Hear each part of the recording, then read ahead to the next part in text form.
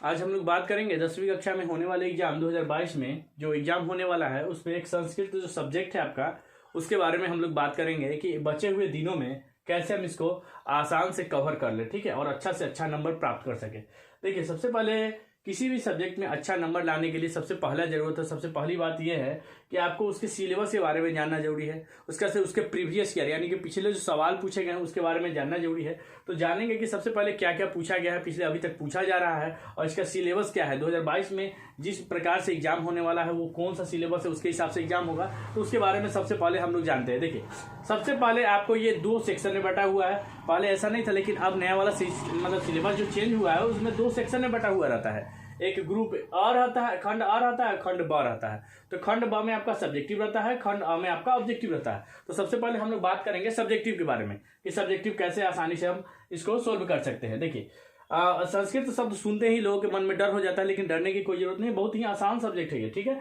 इसमें ज्यादातर आपसे हिंदी में ही क्वेश्चन पूछा जाएगा, संस्कृत में 9 के बराबर रहता है। कुछ ही ऐसा क्वेश्चन है जिसमें संस्कृत ज्यादा रहता है, ठीक है। तो देखिए, सबसे पहले पूछा जाएगा आपसे अपठित, सबसे पहला जो क्वेश्चन है। देखिए, अपठित गद्यांश आपसे पूछा जाता है। 2 गद्यांश पूछे जाएंगे, उन दोनों का अथवा भी रहेंगे। अथवा बनाने की जरूरत नहीं है, अथवा भी बना सकते हैं आपसे अगर बनता है तो अथवा, ऐसा नहीं कि आपकी किताब से रहेगा, किताब से बाहर से ही रहेगा।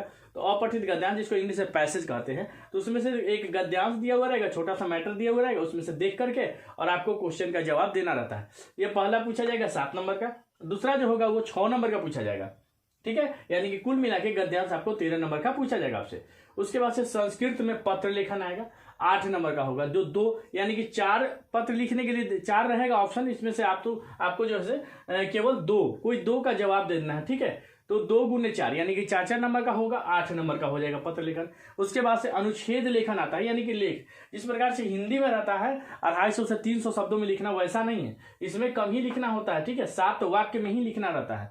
तो 4 ऑप्शन आपके पास दिए हुए होंगे, उसमें से कोई एक पर आप लिख सकते हैं अनुच्छेद लेखन, ठीक है। अनुच्छेद लिख सकते हैं, जल्दी हो जाएगा। जैसे हिमालय हो गया, गंगा नदी हो गया, भारतवर्ष हो गया, दीपावली हो गया, ये सब मतलब क्या है कि लगभग हर साल लगभग रिपीट होते रहता है, तो ये इंपॉर्टेंट है, आप उस पर याद कर लेंगे, ठीक है।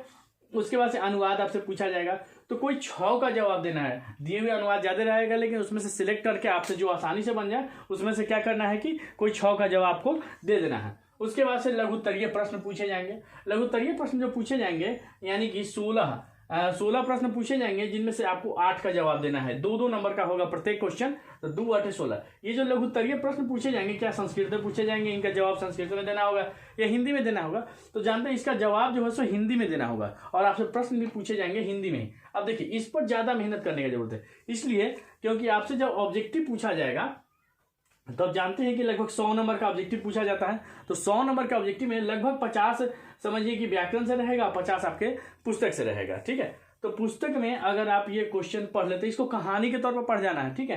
अब वो समय नहीं, अभी तत्काल वो समय नहीं बचा हुआ है कि एक एक शब्द आप जा करके और संस्कृत का अर्थ उसका समझेंगे। आपको क्या करना है कि संस्कृत की बुक उठाना है, और जहां पढ़ रहे हैं आप उससे क्या करना है कि उसका अर्थ पूरा समझ लेना है। चैप्टर का कहानी किस्से की तरह समझ लेना है। किस्से की तरह समझ लीजिएगा तो आपका ऑब्जेक्टिव भी सोल्व हो जाएगा 50 नंबर, और इधर क्वेश्चन आंसर भी आप खुद से लिख सकते हैं, ठीक है। तो ये आपका हो गया खंड ब की बात की है हम लोग, यानी कि ठीक है, सब्जेक्टिव का बात की है। अब देखिए ऑब्जेक्टिव में क्या है, ऑब्जेक्टिव में व्याकरण से क्या पूछा जाता है। ऐसा तो समझ लीजिए कि आप ये पढ़ ले रहे हैं तो आपका 50 नंबर ऑब्जेक्टिव लगभग क्लियर हो जाएगा, और आसानी से क्लियर होगा, उतना कोई ज्यादा हार्ड भी नहीं रहता है, ठीक है। सबसे पहले देखते हैं संधि। संधि पूछा जाता है, उसके बाद उपसर्ग पूछा जाता है, समास, विभक्ति, प्रत्यय, कारक, सर्वनाम, धातु, लकार और सूत्र पूछा जाता है, जैसे कर्तरी, प्रथमा, ये सब हो गया, ठीक है। तो इसमें क्या है कि संधि में पूछा जाता है, संधि में किन वर्ण, जैसे कोई एक शब्द हो गया, जैसे हिमालय, हिम जोर आलय, तो इसमें पूछेगा कि हिम जोर आलय में किन वर्णों की संधि हुई है।